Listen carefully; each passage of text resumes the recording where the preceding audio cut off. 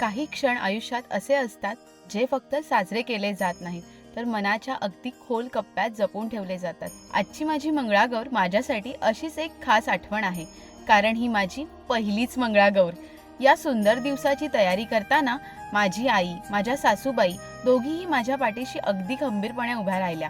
एकीने मला जन्म दिला आणि दुसरीने मला आपल्या घराची लेक म्हणून स्वीकारलं. आज दोघींच्या प्रेमामुळे माझे हे नवीन आयुष्य अगदी सुंदर वाटतंय.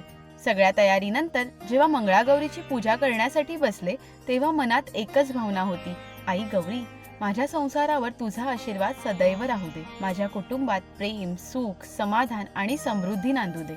हळूहळू पूजेचा प्रत्येक मंत्र मनाला शांत करत गेला आणि आरतीच्या त्या पवित्र क्षणी मनातील सगळी धावपळ जणू थांबून गेली. आणि मग सुरू झाला मंगळागौरीचा सगळ्यात सुंदर भाग.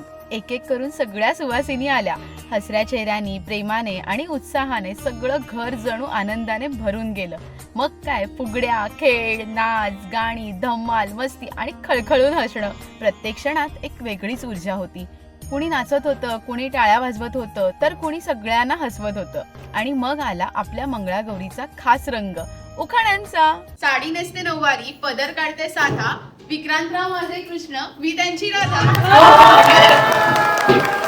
खरंच हा सगळा सोहळा शब्दात सांगणं कठीण आहे. आज जाणवलं, मंगळागौर म्हणजे एक फक्त पूजा नाही, ती आहे परंपरा. सगळ्या स्त्रियांना एकत्र घेऊन यायचा आनंद उत्सव. माझ्या पहिल्या मंगळागौरीची ही आठवण माझ्या आयुष्यभर अशीच मनात दरवळत राहील. आई गौरीच्या चरणी एकच प्रार्थना, तुझा आशीर्वाद सदैव माझ्यावर राहू दे आणि माझ्या संसारात अशीच प्रेमाची, आनंदाची आणि सुखाची मंगळागौर दरवर्षी नांदू दे. व्हिडिओ आवडली असेल तर मला नक्की फॉलो करा.